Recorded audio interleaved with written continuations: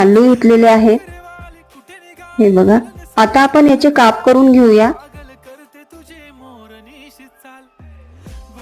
आलू म्हटलं की सगळ्याच मुलांना आवडतं. आता आपण धने आणि जिरे हे मिक्सर मध्ये काढून घ्यायचं आहे आपल्याला बारीक. हे बघा, आता कढईमध्ये तेल होणार आहे. आता हे आपण मिक्सर मध्ये याला हलवून घेऊया. आता आलूया. आता आपण याच्यामध्ये आवडीनुसार घाला. आवडीनुसार मीठ घालूया.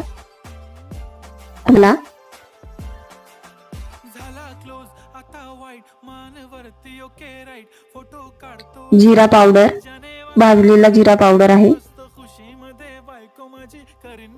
जिरा पावडरचा वापर जास्त झालेला आहे आपल्या याच्यामध्ये. ही भरड टाकून देऊया आता याच्यामध्ये. आता याला हलवून घेऊया.